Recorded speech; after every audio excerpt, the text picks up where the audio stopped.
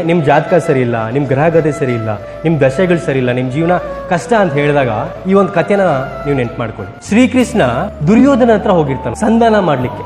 ದುರ್ಯೋಧನ ಕೃಷ್ಣನಿಗೆ ಅವಮಾನ ಮಾಡ್ಬಿಡ್ತಾನೆ. ಆಗಲ್ಲ ಅಂತ, ನನಗೆ ಅವಮಾನ ಮಾಡಿದಿರಾ, ಈಗ ಯುದ್ಧ ಆಗೇ ಆಗತ್ತೆ ಅಂತ ಹೇಳಿ ಕೃಷ್ಣ ಹೊರಟೋಗ್ತಾನೆ.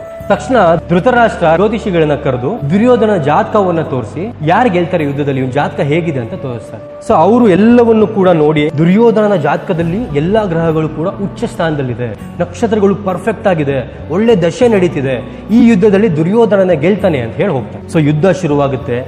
ಕೆಲವು ದಿನಗಳಲ್ಲಿ ನಾವಿನ್ನೇನು ಸೋಲ್ತಿದೀವಿ ಅಂತ ಸುಳುವು ದುರ್ಯೋಧನಿಗೆ ಮತ್ತು ಧೃತರಾಷ್ಟ್ರನಿಗೆ ಸಿಗುತ್ತೆ. ಅದೇ ರಾಜ ಜ್ಯೋತಿಷಿನ ಮತ್ತೆ ಕರೆಸ್ತಾರೆ. ಅಲ್ಲ, ನೀವು ಅವತ್ತು ಹಾಗೆ ಹೇಳಿದ್ರಿ, ಒಳ್ಳೆ ಜಾತಕ ಇದೆ, ಒಳ್ಳೆ ದಶೆ ಇದೆ, ದುರ್ಯೋಧನನೇ ಗೆಲ್ತಾನೆ ಅಂತ ಹೇಳಿದ್ರಿ, ಬಟ್ ಇವಾಗ ನಾವು ಸೋಲ್ತಿದ್ದೀವಲ್ಲ ಯಾಕೆ ಅಂತ ಹೇಳಿದಾಗ ಆ ಜ್ಯೋತಿಷಿಗಳು ಇನ್ನೊಂದ್ಸಲಿ ಜಾತಕ ನೋಡ್ತಾರೆ.